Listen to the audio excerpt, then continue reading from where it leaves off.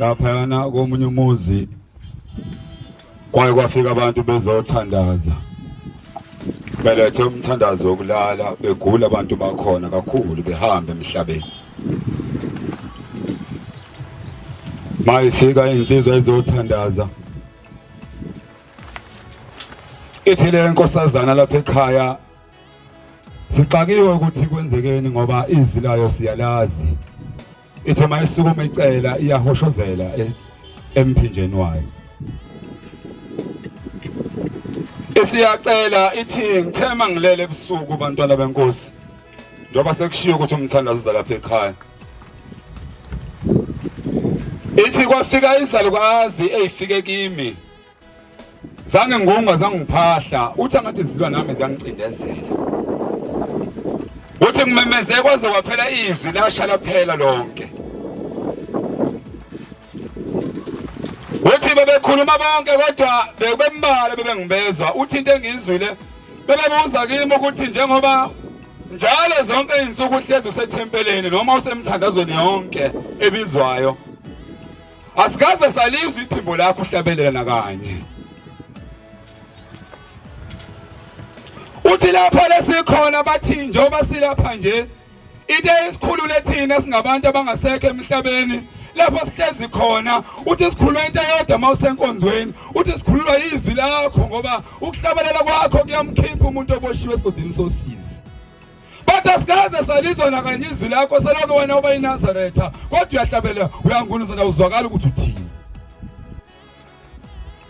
uyathanda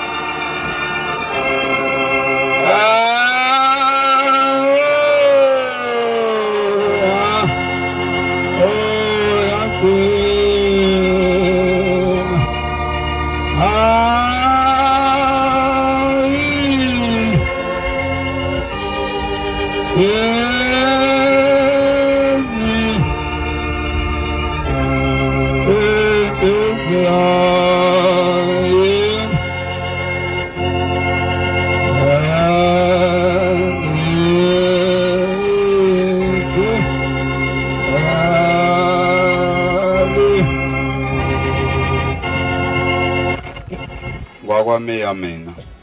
endaweni zaseXhopo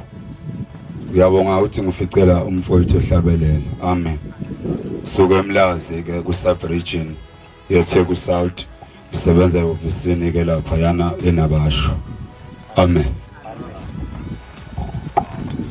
lapha yana phesheya kothukela ngeke ngisho umuzi bafowethu ngisikumisa ukuthi njengoba ngize lapha ngifisa nelami igama nelabantwana bakithi emlazi igama balotshwe amen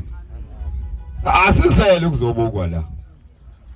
asizele futhi nezintshumayelo ezinkulu ezibabazayo esifuna ukuthenda ngazo ku social media ngoba isonto lifile namhlanje umuntu mayesukuma eshumayela akanalo ivangeli liphethe ngesandla alethunyiwe ngoba nje bethatha lo mbhobho ejahe ugxumela lapha phasi kwenansuka ifoni ibheke kuyena uyavidorizwa ngoba usukela esuka khona esuka nomuntu wakhe emphethe ngesandla kodwa bathi baze enkonzweni laba bantu abazali babo bahlupheka bethubala lenkonzo eNazaretha babefa abanye behamba emhlabeni lingapheli ukufa emzini oyise basebezala kweNazaretha bese befike lapha sebethenda ku social media abasafuna ukuzwa kokushiwo bafuna bona ukubukwa ngezinto ezinhle abazenze esontweni ayibonga Nkosi eyami inkonzo ngithanda ukuhluka nengixolele sebeqanda ukuthuka abantu baba sahamba lensizwa asasiphakazela insizwa zevangeli isihambe emhlabeni lensizwa kade ishumayela kakhulu yaziwa yabe sidlula emhlabeni base behamba abantu kwagcwala amatekisi awele uthukela eyephekezelwa abantu akade hamba nabo ngoba umuntu lomuntu bafowethu imisebenzi yamlandela uma ngabe uhleli khona kunoma kuthiwa kuyagula yonzi nomuntu uthi wena ngilapho ngifuna ukuya ethempeleni ngithi wo to you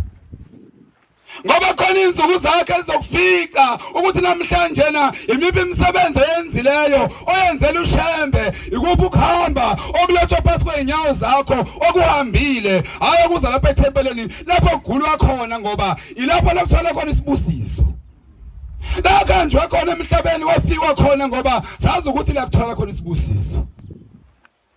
base behamba bafowethu bayiphelekezela lensizwa yabe seyisho inkonzo ubusuku bonke yabe seyisho inkonzo phakathi kwamabili zisukuma insizwa ifakaza ibihamba ngestimela lensizwa yaziwa ayikho into ebengayenzi evangelini ibisatshwa ngoba uma sekusukuma yona ke khona abantu ekuthiwa mesesukumile akusasokuma umuntu emva kwakhe angazi ukuthi ubani lapho futhi angazi ukuthi isho ukuthini lonto futhi angazi ukuthi nayiphi imfundiso esontweni ngoba njengoba silapha kanabasho bafowethu ofasiqonde kunye ukuthi labantwana esibaholayo esiphambi kwabo ngomhla uphela njengoba unika ithuba lokuba phambi kwabo ukhona imibuzo wena oyayiphendula ngabo hayi mina ngifuna ukuba usihlalo aningivotele phela laba bantu njengoba ufuna ukubahola nje wena uyazi yini ukuthi mhlawumbe emhlabeni lokubafundisa wakhe evangelini bebancane bebangaka uShembe uzokubuza ukuthi kuphi abanike kona uma ngathi basesihogweni uzohamba nabo isukuma insizwa seyishumayela kakhulu yaseyichaza lensizwa mayiphakathi inkonzo ebusuku wayesesukuma uma walensizwa wayesevula ingubo waseyiphenya ingubo yakhe embothi ayikagano lensizwa kwakuhlela unina lapha yana engubeni waseyiphenya unina ingubo wathi ubani lenikhuluma ngayo lendle wathi ubani lenikhuluma ngayo lendle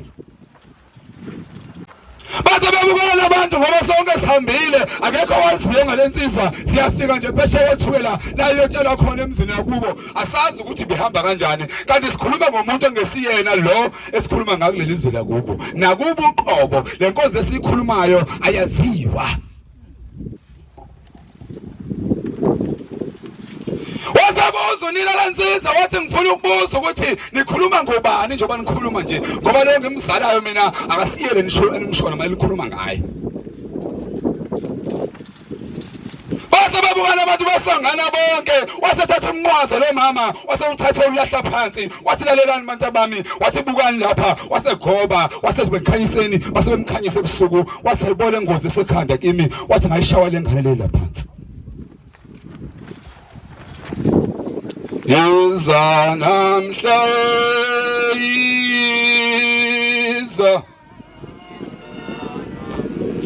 namhla iza iza ngamandla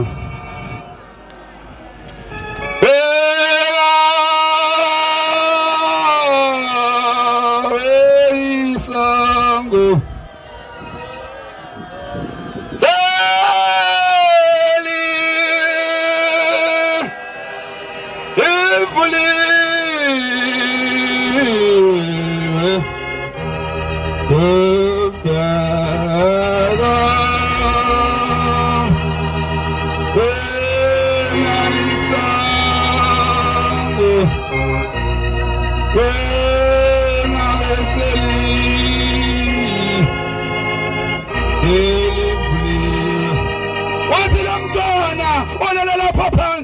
enimbiza ngenhlala isuthi enimbiza ngensizwa evangeli uthi lapha ekhaya kasikwazi lokho kodwa into ekhona lapha ekhaya esikwazi ngaye ukuthi njalo mayibuyile wayazi kahle ukuthi umuntu alonayo lapha ekhaya yimini uninamzalayo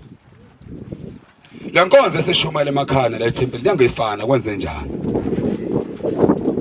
wakhona wangaka lapha ethempeleni alikho usuku lweqhayo noma kukhulunywa uhlala uphambili njalo ekhaya ikhona inlenkonzo oyenza lapha ngaphakathi noma ugcina khona lapha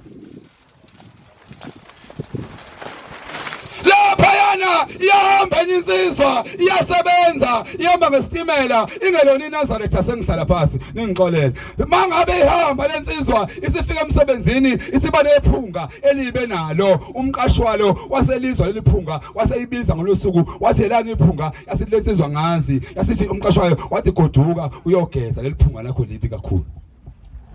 wasegoduka wasehamba wageza uma ebuya ngakusasa leliphunga athi andisela lona wasephinde embiza umqashi wakhe wathi mntanami wathi mntana umuntu leliphunga ebegodukisela lithola ugeza uyezwa ukuthi aliphile ku ithi lensizwa ingezwa lutho ukuthi content kwakuyo laba seyihamba lensizwa futhi ayigodukiswa wathi umqashi walalela nginike izinsuku zakho isonto lonke nje ugeze uzilungise ngomsombuluko zabe bese uyabuza uze emsebenzini yabe sihlala lensizwa ekhaya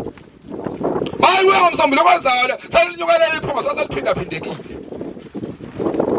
uma liphinda leliphunga sathi umqashi walo cha umsebenzi uphelele ngoba ayikho indlela engakusiza ngayo uyabona ukuthi la lo msebenzi khona ama clients ami khona abantu bami engibathembile abafaka imali ngeke ngihanjele ibona nga yasiphela umsebenzi lensizwa sigoduka ekhaya